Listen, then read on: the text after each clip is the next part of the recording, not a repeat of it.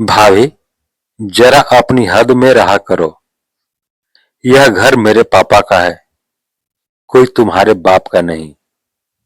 ननद निशा ने गुस्से में कहा तो ड्राइंग रूम में बैठे सभी लोग चुप हो गए। पूजा ने धीरे से अपना चाय का कप मेज पर रखा और निशा की तरफ देखा। वह पहली बार नहीं था जब निशा ने उसे नीचा दिखाने की कोशिश की थी। शादी को 6 साल हो चुके थे। पूजा एक बैंक में नौकरी करती थी और उसका पति रोहित एक प्राइवेट कंपनी में काम करता था। घर में सास सविता देवी, ससुर महेश जी और ननद निशा का आना जाना लगा रहता था। निशा की शादी हो चुकी थी, लेकिन वह हर दूसरे दिन मायके आ जाती और हर बात में अपनी हुकूमत चलाने की कोशिश करती। उसे लगता था कि मायके पर सिर्फ उसी का अधिकार है और पूजा तो बस एक बाहरी लड़की है जो शादी करके इस घर में आ गई है। शुरुआत में पूजा हर बात चुपचाप सहती रही, लेकिन धीरे धीरे उसे महसूस होने लगा कि उसकी चुप्पी को कमजोरी समझा जा रहा है। पिछले 6 सालों में उसने अपनी नौकरी की आधी से ज्यादा बचत इस घर पर खर्च कर दी थी। जब ऊपर की मंजिल बन रही थी, तब उसने अपनी एफडी तुड़वाई थी। ससुर जी के इलाज में भी उसने लाखों रुपए लगाए थे, लेकिन जब भी कोई संपत्ति या घर की बात होती, निशा यही कहती, यह घर मेरे पापा का है। उस दिन बात तब बढ़ी जब निशा ने पूजा के कमरे की अलमारी खुलवाकर कहा, भाभी, यह कमरा अगले महीने से खाली कर देना। मेरे बेटे की कोचिंग शुरू हो रही है, वह कुछ महीने यहीं रहेगा। पूजा ने शांत स्वर में पूछा, लेकिन हमारा कमरा क्यों? निशा तुरंत बोली, क्योंकि यह घर मेरा है, मेरे पापा ने बनाया है। तुम्हें दिक्कत है तो कहीं और जाकर रह लो। सविता देवी बेटी का पक्ष लेते हुए बोली, निशा गलत नहीं कह रही, आखिर यह उसका मायका है। पूजा ने पहली बार थोड़ा सख्त होकर कहा, माँ जी, मायका होना और किसी को घर से निकाल देना दो अलग बातें हैं। निशा हंसते हुए बोली, अच्छा, अब मुझे मेरे ही घर का कानून सिखाओगी? पूजा ने उस समय कोई जवाब नहीं दिया। वह उठी और अपने कमरे में चली गई। अगले दिन रविवार था। पूरे परिवार के लोग घर पर थे। निशा फिर उसी बात को लेकर बैठ गई। इस बार उसने रिश्तेदारों के सामने कहना शुरू कर दिया, आज की बहुएं 2 पैसे क्या कमाने लगती है, खुद को मालिक समझने लगती है।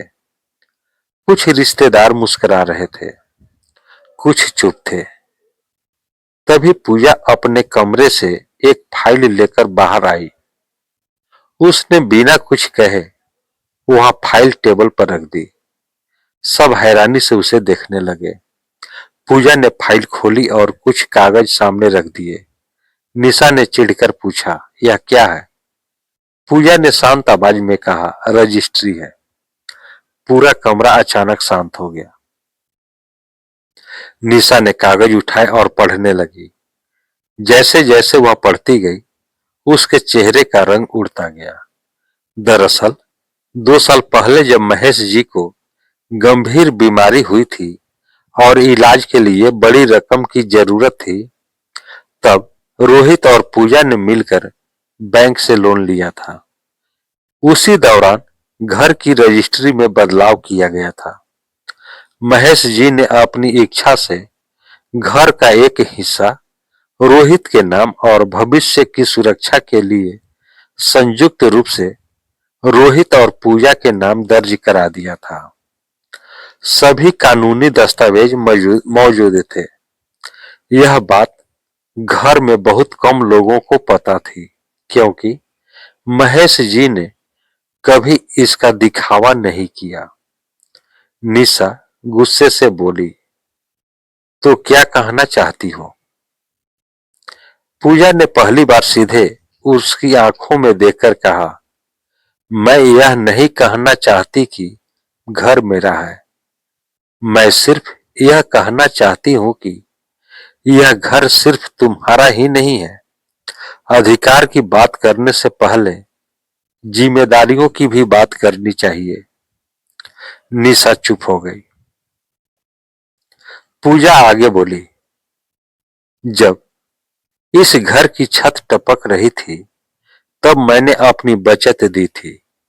जब बाबूजी अस्पताल में थे तब मैंने छुट्टियां लेकर उनकी सेवा की थी। जब लोन भरना था तब हर महीने मेरी सैलरी का बड़ा हिस्सा गया था। उस समय मैंने कभी नहीं कहा कि यह घर मेरा है, क्योंकि मैं परिवार को घर से बड़ा मानती हूँ। कमरे में बैठे रिश्तेदार अब ध्यान से सुन रहे थे। पूजा ने आगे कहा, लेकिन हर बार मुझे यह सुनना पड़े कि यह घर मेरे बाप का नहीं है, तो फिर मुझे भी सच बताना पड़ेगा। घर सिर्फ दीवारों से नहीं चलता, घर उन लोगों से चलता है जो उसे संभालते हैं। महेश जी की आंखें नम हो गई।